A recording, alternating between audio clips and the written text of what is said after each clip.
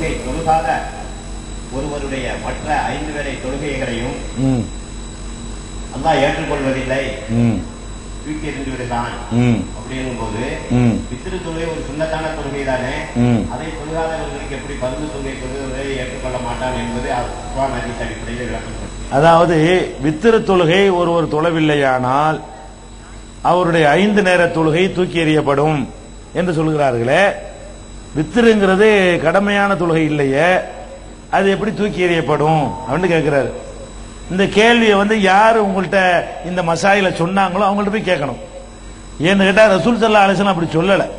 வித்திரு தொழுகைன்னு சொன்னா மற்ற 5 தொழுகை தூக்கி எறியப்படும் அப்படிங்கிற ஒரு போதனையை நபி ஸல்லல்லாஹு அலைஹி வஸல்லம் சொல்ல கிடையாது.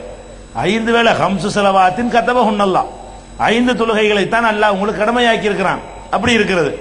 அதே நேரத்தில் வித்திர ரசூல் ஸல்லல்லாஹு அலைஹி வஸல்லம் சஃபர்லையும் விட்டதில்லை, பயணத்தில் இருக்கும்போது விட்டதில்லை, ஊர்ல இருக்கும்போது விட்டதில்லை. அது ஒரு முக்கியத்துவம் கொடுத்து தொழுதிருக்கிறார்கள், அது வேற விஷயம். ஆனால் அதை தொழுதாத்தான் இதெல்லாம் ஏத்துக்கிறப்படும் என்றதற்கு ஆதாரம் கிடையாது. வித்திரு ஒரு தனியான ஒரு சுன்னத்து, சுன்னத்துகளில் கொஞ்சம் நல்லா வலியுறுத்தின சுன்னத்தும் சொல்லிக்கலாம். மற்ற சுன்னத்துகளை விட கூடுதலாக வலியுறுத்தப்பட்ட சுன்னத்து இதை தொழுதாத்தான் மற்ற 5 ஏத்துக்கிறப்படுங்கிறதுக்கு ஹதீஸ் கிடையாது. அப்படி யார் சொன்னாங்களோ அவங்கள்ட்ட ஆதாரங்கள்